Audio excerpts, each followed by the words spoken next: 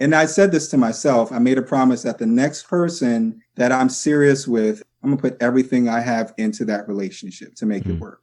I was definitely like not in a tolerating space for like any foolishness, for lack of a better word. Yeah. Take a girl and a guy, and they fall madly in love and form a family. Sprinkle in some counseling degrees and a doctorate, a dream of transforming relationships as we know it. And 20 years later, we give you power couple Dr. Ray and Jean Ketkodian. And this is their podcast, Couples Synergy. Welcome back to another episode of Couples Synergy with Dr. Ray and Jean. Hi, I'm Dr. Ray. And I'm Jean, and this is our podcast about love, marriage, and relationships. Be sure to check us out online on our Facebook page and Instagram at Couples Synergy, or our website, couplesynergy.com. And be sure to subscribe to our podcast or send us any suggestions on topics you'd like to hear more about. And now on to Couples Synergy, an in-depth look at love, marriage, and relationships, where we bring you our experience helping thousands of couples transform their relationships for nearly 20 years. You know, every day we get to hear intimate details about a couple's celebrations, disappointments, and everyday challenges. We've often wished these stories were shared because we know we are more similar than different. So we've created not only an avenue where you can hear about people's intimate lives, but an atmosphere where people come over to our home pub, pour a drink, and share their stories. People like today's guest, Akida and Latisha. How are you guys doing today? We are doing good. Thank you guys for having us. We really appreciate it. Thank you so much for being on the podcast. Well, let's get into your story, guys. And before we do that, why don't you guys tell us a little bit about yourselves? How old are you? What do you do for a living? And how long have you been together? So again, my name is Akida. I am 39 years old, and currently there's a few things going on with me. We own a couple of different businesses that we do together.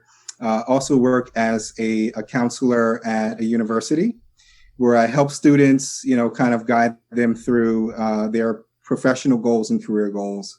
And we've been together for 12 years. It'll make 13 in March. Mm-hmm. So we're excited about that, planning for it. I don't know if we'll be able to go away because we don't know what's going to happen with the pandemic and everything, but I so hope we can. Yeah. It's way over. We've been talking about Jamaica, good place to go, but we'll see. Fun. Yeah, we're kind of hurting here. We travel a lot, and we're missing it. Yeah, us too. Yep. Definitely. What about you, Latisha?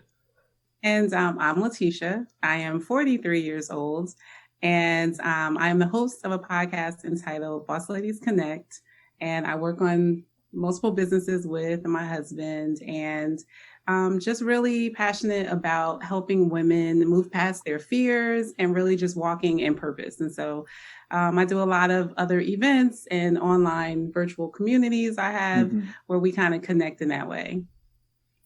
That's great. We're going to ask you more about that later in the podcast. But can you first tell us a story of how you guys met? So he has one version. She just, as soon as she saw me, she was just so awestruck and just drawn to me. No, but we met actually in church, and we were both kind of looking for additional ways to make money, and we got involved in, what was the name of the? It was like an insurance company. Yeah, it was an insurance company, and we started working together in trying to develop the whole pyramid thing. So in our times together, we developed a good working relationship that turned into a friendship, and that turned into I was trying to bring him on my team. I was trying to help me build my. Yeah, her team meaning her husband. That was. You were looking for a downline. That's what you were looking for. I was trying to move up the ladder. That's what I was trying to do. Anyways, we did. We met in church, and I was just trying to recruit. It sounds so bad. You see how it's all starting to come together. Right? You just didn't know what you were recruiting. Exactly. And what was it about the other person that you fell in love with? Well, I was coming out of a divorce. And so I was very much in a space where I needed not only, I would say, attention, but I needed a certain kind of gentleness and just a lot of patience. And so he was definitely providing that for me. Yeah, I would say that was probably, and he's very spontaneous. I was very like rigid and like structured because I was taking her everywhere. We went to the city like once a week, just going on dates and yeah. And, because I'm younger than her at the time when we got married, I was like still in my 20s and she was, kind of in her 30s. So I was like still coming out of that, let's go out, let's do things, let's kind of enjoy life. And I think that was refreshing for her coming out of the kind of toxic situation that she was in. So yeah, and I was at the time a single mother. Yeah. So everything was just like, I gotta get you here, I gotta get you there. And it was really no me time. And so it was definitely like a breath of fresh air. Yeah. How long into the relationship did he meet do you have boy, girl? 3 girls. 3 girls. At what point did you introduce him? Well, he actually knew them because we went to the same church. So it wasn't really No, I think once they started kind of seeing me come around a lot more, then it was kind of like, well, what's going on, mommy? Is this just your friend? Is this your business partner? Like, be real with us. Yeah, it was, he has a son. And so they all kind of like, everybody kind of knew each other. So we didn't really have to have the conversation right off the bat. When we were doing things together with other people. So it wasn't really, I don't remember us really having to have that conversation up front until we started going into like the engagement space. And then we started talking about it.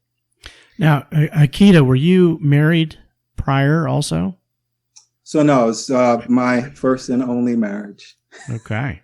And how old was your child? At the time, he was 9.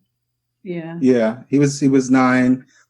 So at total, we have 5 kids. She has 3 girls. I have 1 son, and then we have 1 son together. But at the time, he was 9. And like she said, the kids kind of were already around each other anyway from church. It wasn't until like we really got serious with dating and I would stop by and the girls would be like, oh, I smell his cologne. Like, but I think they kind of got the idea of what was going on. So, yeah. And what was it about the other person you fell in love with? It was I think the spontaneity and the patience and it's very, very funny. Very funny. And for me, I think I came from such a dry place of just not really having fun, right? Not really enjoying life. And he brought that light to I feel like I'm like being light to the darkness, but really that's really what it was. Like it was just a fresh breath of light that he brought. And then we of course had the same values, Yeah, which is big. Yeah. Yeah. And I think for me, she was always been, she's a strong woman, regardless of the things that she's been through with her previous marriage and that transition. She's always been very strong. She's always been very understanding and very focused. And even though I was at a younger age than her, I kind of had the same goals and values too. Like I wasn't trying to, get involved with drama or, just a situation where nobody knew where it was going. So she knew what she wanted and that attracted, me to her. And yeah, we really connect very well on so many different levels. So it was like he was ready and I was ready at the same time. What's your age difference again? 4 years. 5. 5 years. 5 years? Okay. Yeah. And who was interested in who first? I mean, Akida, were you romantically interested in her initially? So I would like to say she was interested in me first. But if you replay the tape, Ray, it would probably be it would probably look as though I was interested in her first. But no, I mean, my wife is beautiful, and that was like the first thing that kind of attracted me to her, because we're drawn to what we see.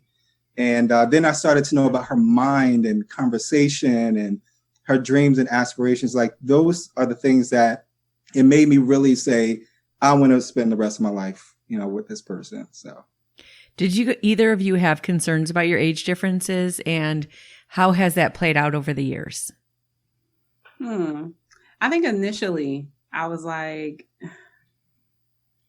I felt like I had done so much more of life because I had already been married, and then I had a house, I had the kids, and just like had been through so much. But then for me, when I would have conversations with him, and I always surrounded myself by older people. So I had like a lot of mentors around me.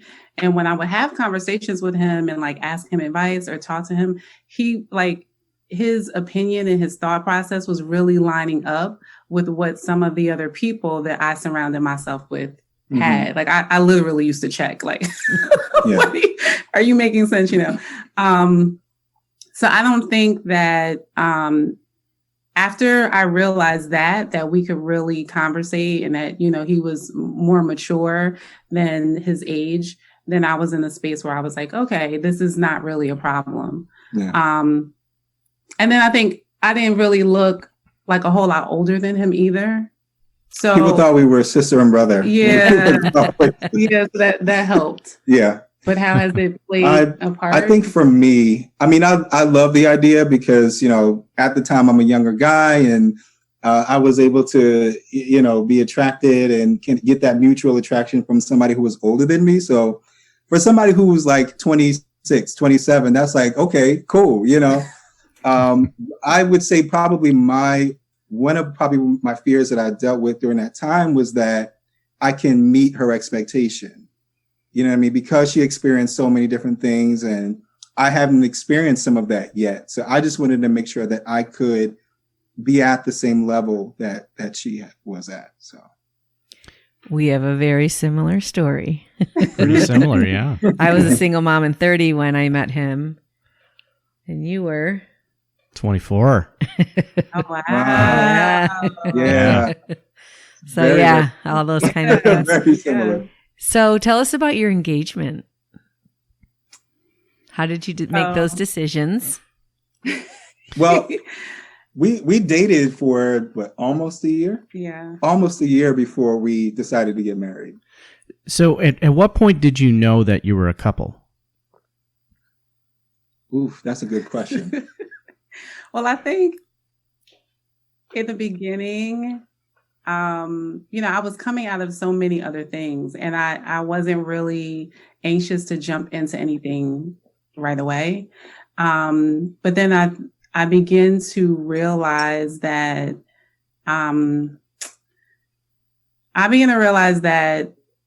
either I'm progressing towards something or I'm just like wasting his time and I'm wasting my time. And I think some real serious decisions had to be made when we were. She wasn't trying to play no games. She was already coming out of a situation. So when we started dating, that's when we were a couple. Because if I would even like be too friendly with somebody else, she'd be like, excuse me. Yeah, who's that person? I was definitely like not in a tolerating space for like any foolishness, for lack of better words. Yeah. But I think I think very early on, I also had to, and he came very serious to the relationship. He came very serious, but I think I also had to make a decision as to whether I'm actually looking for marriage in this relationship or if I was just, trying to make myself feel better. And when I saw that he was getting serious, I think that's when I was like, all right, you need to sit down and figure out what you're actually doing. Yeah. If this is what you wanted or not. Right. Because because he hadn't told me that he loves me, but someone kind of, it's like now it seems so immature, but there was someone. Mad. So A quick story, funny but not funny. We were texting back and forth, and this is after we had been dating for a little while. And I think one of her family members, her cousin, was spending the night at her house. So I'm texting back and forth with her, and we got to, talking about how we felt about each other. And so I got a text from her that said, because I said, "Do you love me?" She texted me back, "Yes, I love you." So I responded back, and I'm like, all right, cool. Like, my mind is like blowing up. Like, she told me she loved me. This thing is real. So I told her I loved her. And then 5 minutes later, I get a text from her again saying, "I'm so sorry. My cousin was texting you, and she told you that I love you, and I didn't really say it." I was like... He was so mad. I was so mad. He was so mad. But then that's when I was kind of like... So technically, I told her I love her first, right, because she didn't really say it. Right. How did your kids respond to you guys telling them that you're dating now? They were fairly young, and I don't think we talk about this all the time. We were in like a really like lovey-dovey space where like, how could you not love this? How could you not love our relationship? And they were in that space too, because I think it was fun in the beginning, right? Because we were like doing a lot of everything activities. was going well, yeah. Yeah, everybody was on their best behavior. And so they really And I really think too, because they're girls, they were really sold on the fact that their mom was happy. That she was really enjoying life, and they hadn't thought past that, that if we get married, this means that there's going to be a new man, kind of playing that role, and that their biological dad was no longer a contender, as far as a relationship with her. Yeah. So, yeah, it was it really, everybody was in fantasy. Everybody was happy in the beginning. Yep. I want to dive more into that, but you had said something that I think is really important. You said, I wasn't going to take any type of shenanigans, no games, and I think for women, when we're girls, when we're in our late teens, early 20s, we don't have that in us yet. And we put up with way too much, and we just want someone to like us. How did you get to that point where you're like, I'm serious in my life. I'm a mom. I have to survive here, and I'm not going to waste my time with someone who's, playing games. How'd you get there? Definitely through experience, just being in bad situations over and over. It wasn't like one time, multiple times of, I would say, of heartbreak, of betrayal, of just like finding yourself by yourself. And then just also having to be responsible for children. And so I think it didn't really afford me to have time to play games, And so, and then I will also say too, my relationship with God really began to help me understand my value and my worth. And then it was kind of like, I was just like, this, I don't have to settle. I don't have to settle for this. So it was a combination, I think, of a lot of things happening at the same time, but me also getting tired of going through the same circle. Yeah. She couldn't afford to get into a situation like that. Right. I just didn't have any more for that. Like I literally didn't have anything else to give to anything like that. So that's such an important part of the journey and developing as an individual person. And then actually kind of being more ready to have a real relationship as opposed to when we're younger for whatever reason. Let's talk about co-parenting. How did that go for you guys? How is it going? It's good now. No. 4 of our kids are technically adults. So, that works out. Yeah, it does. It went through stages. I think it goes through stages. I think you have that honeymoon or that fantasy stage where your kids, they envision, especially girls, will envision like this, fantasy family where everything is fine. Everybody just gets along. Then you go into a stage of, well, this person's here to stay and I'm not happy about that, Right. And then you go to, depending on how the bio parent is and what type of character they have, you have to come to certain realizations that may not put your bio parent in the best light. And that's hard to deal with, and that could sometimes be shown in outbursts in other areas, so. It is so complex, and the family dynamics in the United States nowadays, the leading family structure is the blended family. And there is no template for it. Absolutely not. And we know exactly, from firsthand experience. And you just hang in there. We're empty nesters, and it is so wonderful right now, actually. Listen, we have it marked off on our calendar. Yeah. So, no. one left, and he's ours. So, so it's different for him. It's a lot different. It's a lot different. Now, Akida, I heard that you were serious right from the beginning in the relationship. Yep. Now, was there, a past relationship experience that kind of led you to be serious right from the start?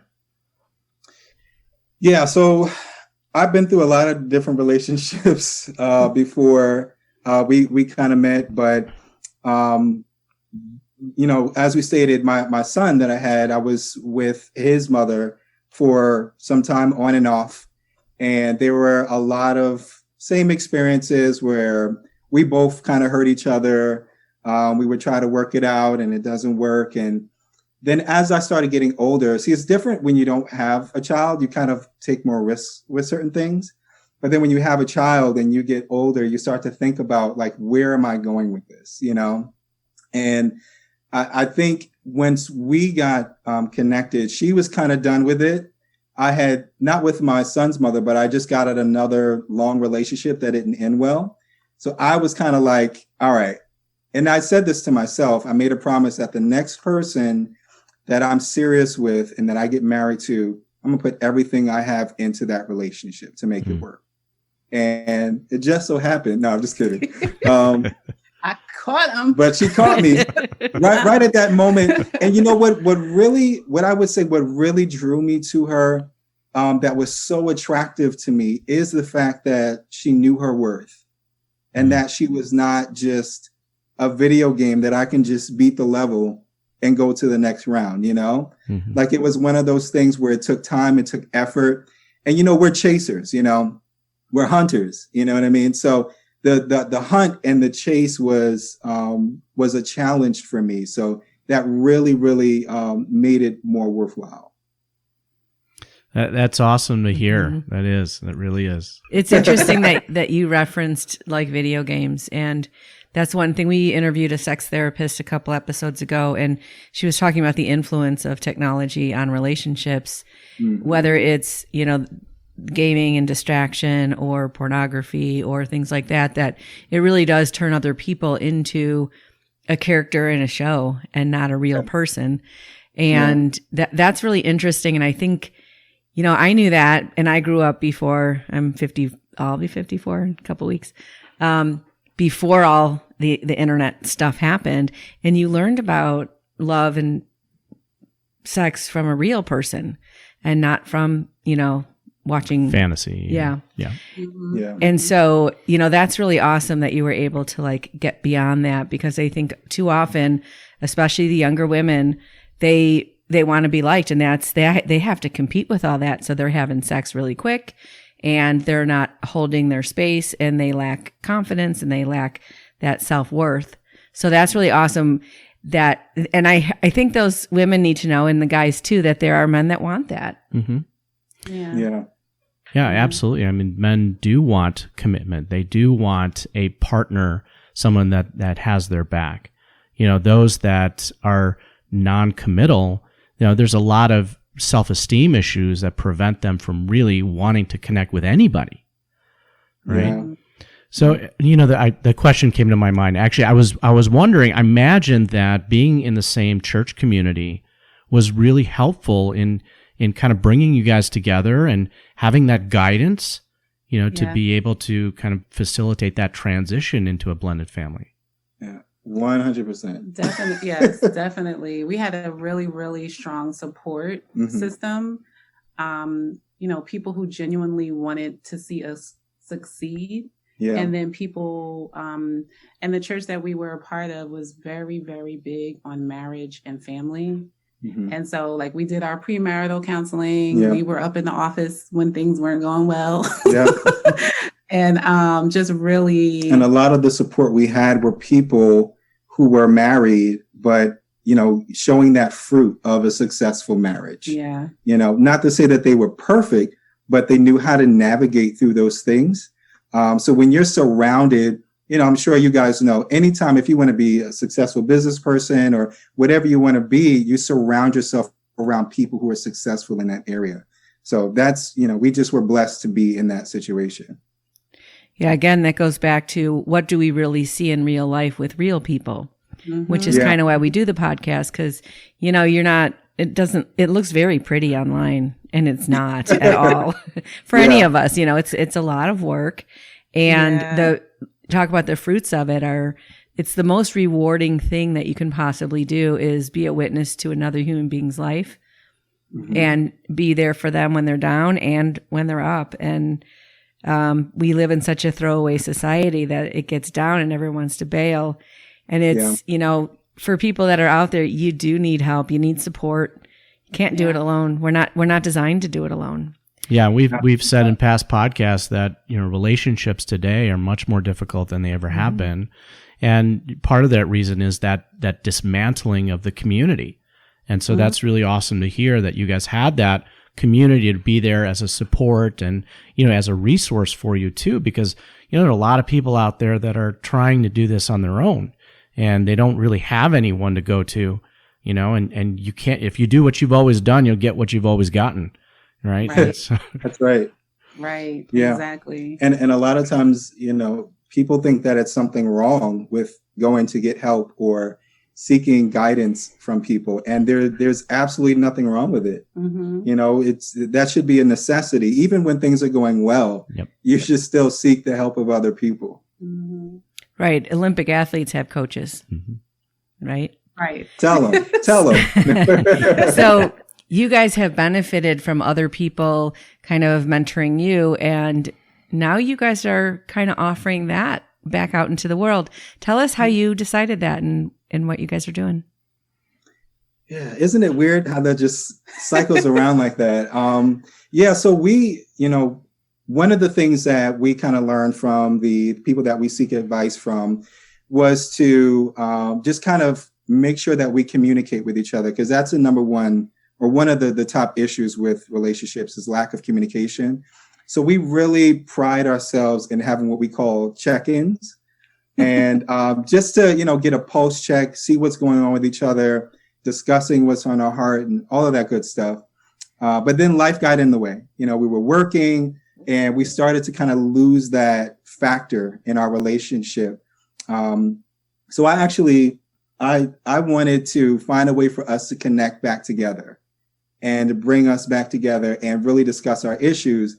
And how I wanted to do that was to create a platform where we can help others while talking about our issues. It was really for us. So it had a little selfish ambition involved in it, but when we started getting feedback from other couples and people who were looking to get in relationships and they were so moved and impacted by it, we just continued on with it because we knew that in hindsight, we had a greater purpose than just ourselves, Right. So that's where we are right now, where we have this platform where we just promote healthy, happy, and in love relationships. And, notice we didn't say perfect, but really being able to talk about your issues. We're very transparent in that way where we can talk about our issues and still be okay, So. And I think another thing with us is that in the beginning of our marriage, we did a lot of things together. Mhm. Like we did a lot. We were, at one point we were youth pastors doing events. We did a lot of things together, and we started like businesses together. And I think we went through a time period where we started separating a little bit. Like he was doing his thing and I was doing my thing. And I think the disconnect started. Mhm. And we used to also have a podcast together. So those were things that like we used to do, not intentionally, Right. but that intentionally brought us together, right? And then I think when we stopped doing that stuff, we just realized that there was a disconnect, Mhm. and that's when he was like we need to We got to do connect, something about right? it. We need to do something because like you're going over Yeah. there and I'm over here, and so that's another way that conversation kind of got started, and it just so happened to be like at the height of the COVID situation. Right. And we were just kind of like, maybe some other people need like our experience in this too. Yep. Yeah. Because, we got to a place where once COVID hit, everybody was locked in the same house. But even though we were in the same house, we weren't like connected. Yeah. It is really difficult, to think about your forward progression. And, that's why we do the podcast, because how do you work on a relationship? So I want to put you guys on the spot for a second. Uh-oh. Okay. I want to watch you guys do your check-in. Oh, okay. All right. So normally what happens is I'll send a little text like, you want to have a check-in tonight? Mm-hmm. Or he'll send. It's normally when she has a problem with me. That's when she wants to have we need to check in. And that's really common. It's a lot initiated by women. Our brains are different. There's a reason for that. Mm-hmm. Yep. And so we normally wait until like the end of the day. Everything is busyness done. And everything. Yeah. And it's like, you ready? Mm-hmm. You ready? Yeah. And then so it's just kind of like a debriefing of like what's going on. Sometimes there is an issue that I know that like there really hasn't been any good time to talk about it. And there's always so much going on. Like you never really want to dampen the moment, right? With something that. But left unchecked, it could create, a snowball effect for something worse. Yeah. But we normally, so we'll sit down. It's normally in the bed, and we'll see who wants to go first. A lot of times we may pray beforehand, because that if we're good, that helps to if it depends on how mad we are. We may not. It might not happen. But we'll pray, and then we'll see who wants to go first. And then if it's something that happened, that she didn't appreciate or I didn't appreciate, we'll be honest. We'll make sure it's a safe space. We try to allow each other to finish each other's thoughts before we interject. We try, but I think it doesn't always happen like that. I think what we're learning too in this process is that like, because we also kind of position ourselves as couple coaches, we kind of know what to do, but it's different when you actually are feeling however you're feeling and things are happening. And then I think you also use that like, well, you know what to do. Why aren't you doing that? Right. So I think that it's also important to share that we understand that the technique is not so much important as the actual conversation, like getting the information out. And there have been times where we don't agree. Mm-hmm. But just like you said, getting the information out is always important, because you're not always going to end on a high note. We're not always going to agree. But once you put it out there, like you see how difference it makes. The next day, once you had some time to think about it, she may send me a text, you know what, I'm sorry about such and such. Had some time to think about it, or I'll send her a text, this is what I'm trying to work on. But when you don't talk about it, then it just continues to fester and gets worse and worse and worse. Mm-hmm. Or we'll circle around and be like, we need to have another check-in like next week, because we haven't really come to a common ground on this particular thing. Yeah. And so like, what is going to be our next course of action? Mm-hmm. And then there are times when the check-ins are like, all right, you good? Okay, I'm good. Okay. Want to have a meeting about Couples Connect? It's interesting you guys talking about that. I read this concept the other day. It was really interesting. It was about aging and the normal process of aging. And as our DNA strands start to go through time, there are errors that are created on the DNA strands. And with those errors come replicating errors.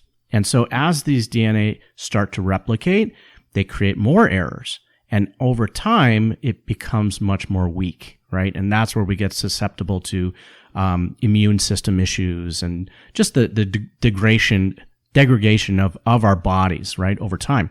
And I was just thinking about when it comes to a relationship, it's like a stitch in time saves nine, right? If we are actually addressing things right when the problem is occurring, right when we have a feeling, right when there's an issue, right, then we are addressing it before it starts to replicate, before it starts to grow and become so much more of a bigger problem down the line, right? Mm-hmm. So that check-in that you guys are talking about is so important, right? Even if things are going well, it's like, how are you doing? Yep. And I feel great today, right? Or I'm not really feeling okay today. And maybe you don't even know the reason why, but you're at least sharing that with your partner and you're not allowing that distance to grow. Yeah, that's good. Yeah. So on a scale of 1 to 10, if 10 is like a huge issue in the relationship, like almost a deal breaker type of issue, and a 1 is like you don't even understand why your partner's even feeling that way, what is the average number that you guys would say the issues are when you're doing your check-ins? And where is 11 in this? Is 11? Just a question, that's all. What would you say? I think sometimes they're different for us. And so something could really be like a 9 for him, and it might be a 5 for me, and vice versa. And I think that that's important to understand, and the more reason why you need to have the conversations, because something that may not be that big of a deal for me may be a big deal for him, and vice versa. Mm-hmm. But on average, where would you say? I think it also depends on the season, because like marriages go through seasons, and you may have like a tough patch for months, and then go through months where it's just like you're. And it may happen just like that. Yeah. Yeah. So I think for us, it's more seasonal, the number. But even in that, I think sometimes we're at different numbers with it. And that's why we have to talk about it. Yeah. I think for the most part, maybe within the last couple of check-ins may have went closer to the 7, 8. But we've had check-ins where, just like you said, we've kind of just talked about our day. It's been a busy week. Let me just fill you in. But yeah, it depends. It depends. Yeah, those are all really interesting things, because when they get to the bigger stuff, we can't not, right? Yeah. Or we act out in really bad ways that are really toxic to a relationship. And when we start to focus on the ones that are the 3s and the 4s, we like to talk about this concept of an iceberg. And so anything that bothers you is sitting on some history that doesn't even belong to the other person, but it's something coming up for healing. And, like it's advantageous to avoid physical pain, but it's advantageous to lean into emotional pain. Wow. And it's not fun, right? So you have to like make yourself do it. But the benefits are just exponential, right? Then that's a great way to look at it. It is. Yeah. Yep.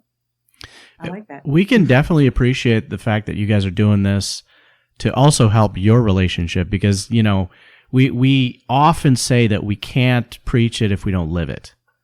Yeah. Right. And so we're constantly learning from the couples that we work with as well. And, we're working on our relationship every single day. And we go through normal struggles like every couple does. But, I think that we're able to kind of talk from a perspective of our own perspective, and also, the experience in working with couples. And it's really awesome to hear that you guys are doing, something very similar. That's awesome. Yeah. Well, we've learned probably, I don't know, early on to midway through that it doesn't benefit, when we talk about areas that we're not aware of or we don't know anything about. And it just comes from a more genuine, transparent place when, You talk about your own experiences, you know, and what you've Mm-hmm. learned from them, not making up, you know, these fancy words to try to say, this is how you do this. You know, sometimes we have conversations where we tell about our story and we say, well, we don't know the answer. You know what I mean? Or we're still working it out, you know? Mhm.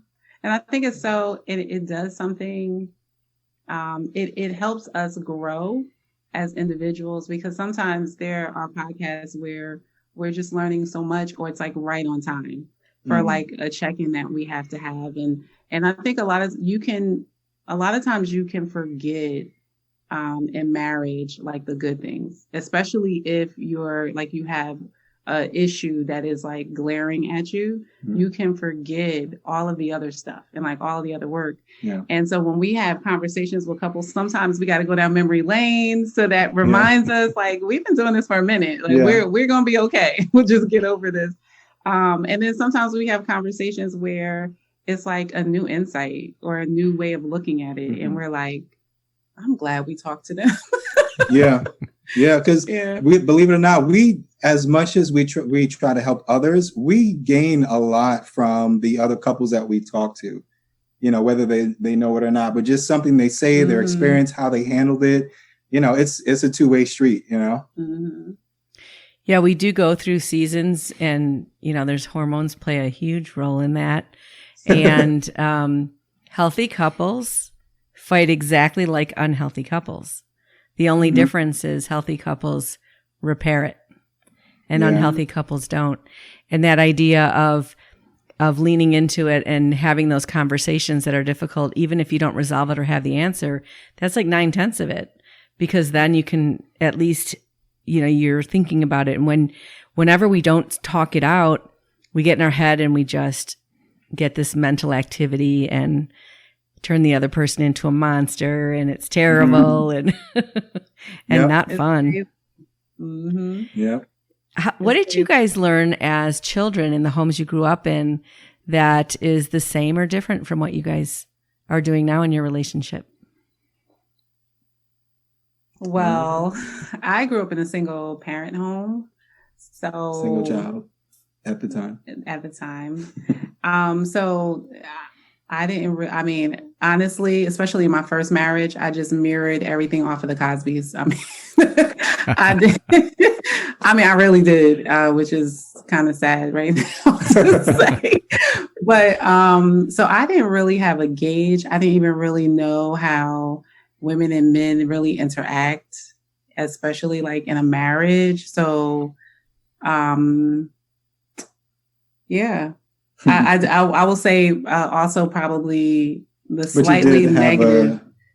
You had like a role model, I guess, from a man's standpoint growing up. So. I did, but like it's different when you observe somebody from afar versus living it, right? And then I'll say, you know, with my mom, it kind of, what I took from that is very like strong, independent women, which can cause conflict when you're coming together in a marriage to even be like supported and taken care of. And just, so I think that, you know, that might have been unhealthy for the marriage perspective. What about you? Yeah, my turn. So I'm the youngest of three boys, and my parents, I was blessed to have my parents all my life as I grew up. And, you know, unfortunately, my dad, he actually passed away back in May due to COVID. I'm sorry to hear that. Yeah, thank you. But just, I mean, my parents were married since they were married since they were dating. You know, right? Like they were, since high school, they were like, you know, meant for each other, and they stayed married like the whole time. So they were a really good example for me. And just the way they interacted with each other was very, you know, they kind of bickered and argued here and there, but like you knew they loved each other. And my dad always like sacrificed for his family and just did what he could. He worked really hard. he provided, So that's one thing I kind of took for that. And that's probably why I'm like the way that I am. Whenever we're in a bind, if I need to work 2 and 3 jobs, if I need to sacrifice a goal that I have to make sure I provide, like I'm always like, that's just in my blood, One of the things you guys were talking about is, when you're really upset, it's hard to remember the good stuff. And our brains are designed like that. If your house is on fire, you can't stop and hug and kiss goodbye. Right. It's too hard to do because you're like, oh, we're in danger. And that negative energy travels so much faster than the positive energy. And it really is, it's Gottman that talks about negative sentiment override, where couples really can get stuck in that. And, the focusing on the positive is so important because what we focus on grows. And what I find amazing about relationships and being a human being is you don't know when you've hurt another person. Mm-hmm. Like if I came and stepped on your foot, that wouldn't hurt me at all. I'd be like, what are you complaining about over there? And we're just not designed to, know that. I'm sure I've certainly had situations where I'll see someone I haven't seen in a while and they're like, something you said really bothered me. I'm like, oh, I had no idea, Mm-hmm. And so that checking in is an important piece of that because it's so shocking and surprising to see when someone else is upset by something that was kind of a non-issue for you. And that's really normal. And, not learning some of this stuff from your parents. And even though your parents were together, your whole life, your relationship is probably very, very different than theirs. They weren't a blended family, all sorts of different things and everyone nowadays, we don't follow those traditional role models and we have to all figure it out as a couple. How do you guys negotiate, like who's doing what and how you guys are showing up in the relationship? I don't know if we negotiated. We just kind of, we just fall into the roles that kind of fit us. One thing I'll say about Akida is that he was very, I think maybe because coming in younger than me, he was very much like, okay, if I don't know how to do it, it makes sense if you know how to do it, that you kind of fill me in or we kind of move in that space. And so I think it has always kind of been, like he said, like what makes sense for us? Like if you don't know, if you're not really good at, or you're not familiar with X, Y, and Z, and I know how to do it, okay, then I'll do it. And then vice versa. Mm-hmm. Yeah. I think we're a team. When we met each other, we were business partners, so to speak, once we started dating. So we knew that concept of you playing to your strengths, I play to my strengths, and we stay in our lane. You know what I mean? It doesn't make any sense for me to try to figure something out and just disrupt the whole thing. Just let you, do what you do and I do what I do, but we're working at, together. And then we had that, I think we were pretty transparent about where we were and like where we weren't. And then we had the premarital counseling that really, like, if we weren't thinking about certain things, really had us think, about those things. But those things were never really, like, we don't argue about that stuff. Like, did you take out the garbage? Did you take, like, those have never been washing the dishes. Those have never been issues for us. Yeah. So there's no power struggle, over those. Yeah. What advice would you guys have for a couple that is considering becoming a blended family and there's kids involved? What would you say to them to help them on their journey?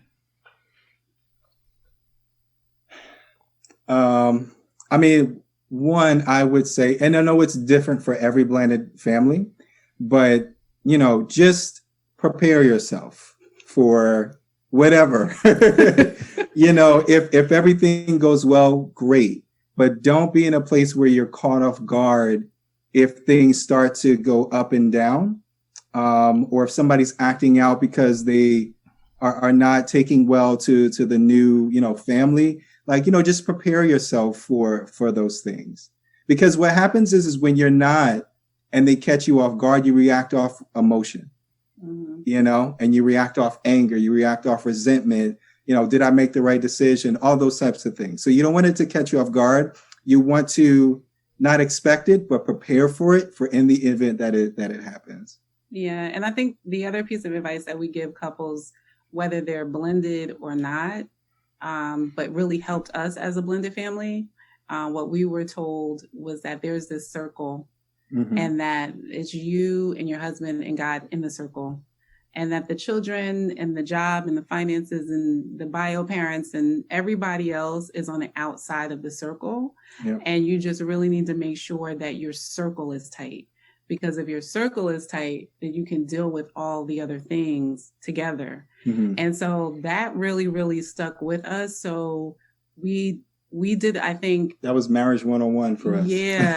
Like that wisdom really helped us in the beginning, because it helped us stay strong to not let other things infiltrate on the outside. And there were things trying to infiltrate, but so that would be one piece of advice. And then also something that we do admit that we probably didn't do too well is kind of we got family counseling, but we waited until there was an apparent issue. As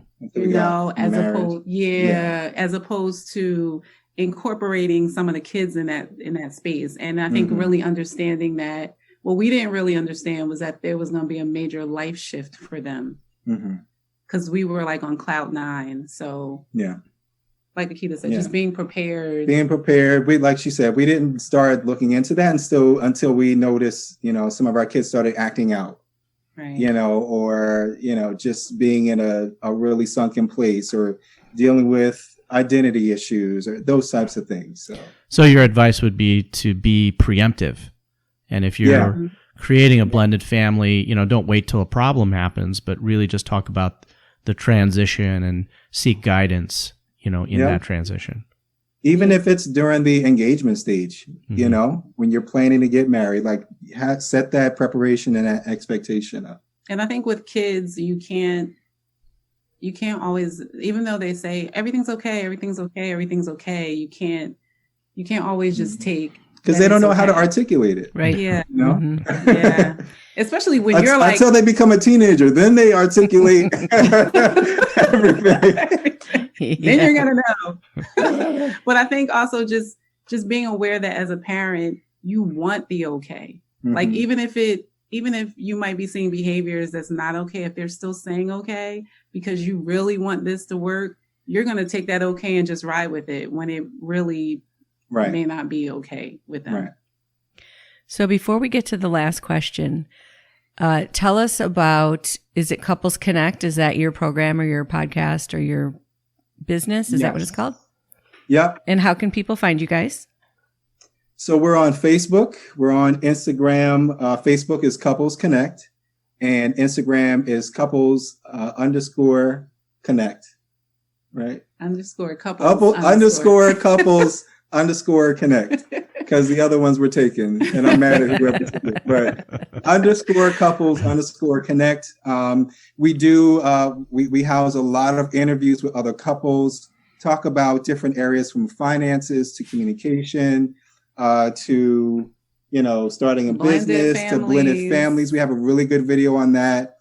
Even to we spoke to another guy who went from marriage to divorce, and then going back into kind of the restoration phase. And that was a really good conversation as well. But yeah, we also have an ebook out called 10 Things. What is it called? It's basically 10 creative things, 10 creative dating ideas during a pandemic and beyond. So things are shutting down, and you've done the same old thing over and over again. So we just kind of put something out there. It's a free ebook. Yeah. We're just promoting fun, and we do a lot of that too. Sometimes we do lives where we're just like playing games and incorporating. We had a live. We had a live recently where we gave each other, different projects. So she drew a painting of me. I have never done this before. She's never done that before, and I had to make a song on the guitar on the spot for her. So it was pretty interesting. Yeah, it was fun. If you got some time, you should check out what we did over lockdown.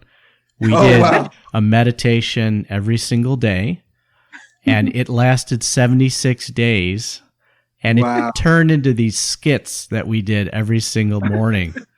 It's Yeah, hilarious. like day 6, he comes out with his bowling shirt on. I'm like, why do you have a bowling shirt on? He's like, I can't figure out anything else to wear. And like we were like Batman and Robin and Popeye and Olive Oil and Star Wars and all sorts. It's hilarious. It was so That's funny. cool.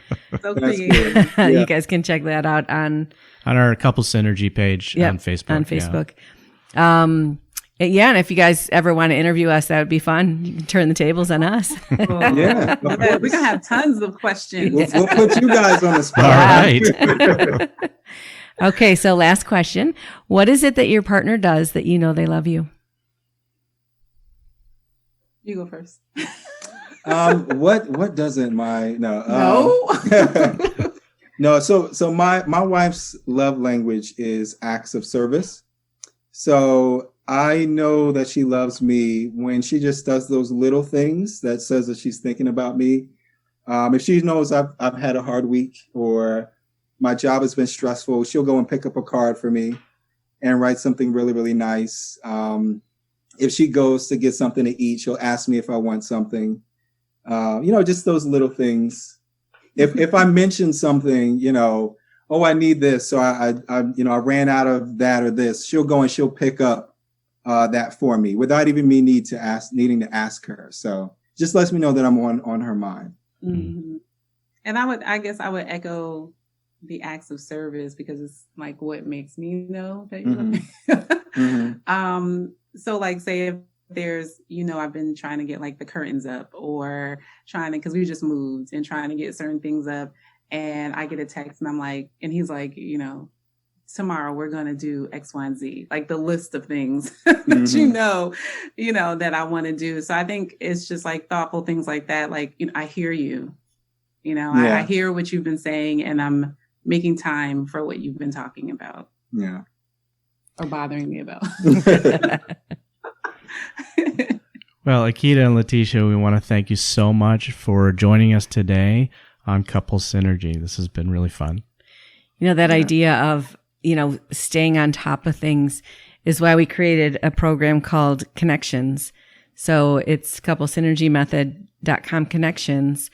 And every Tuesday night at 8 p.m., we do a live seminar, a live webinar, just to keep everyone sort of thinking about things and growing.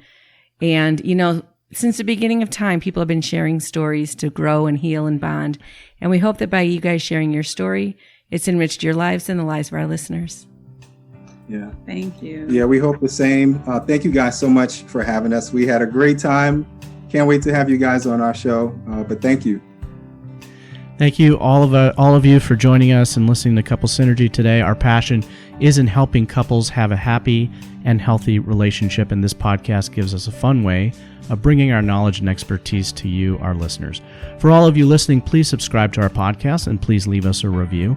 If you have any questions, comments, or topic suggestions, please email us at contact@couplesynergy.com. For more information about Couple Synergy and our programs such as the Couples Weekend Intensive and our premier program called Couple to Couple, look us up online at couplesynergy.com. And if you know someone who could benefit from this episode, please download it and share it. And thank you for listening. Until next time, synergize your life and synergize your love.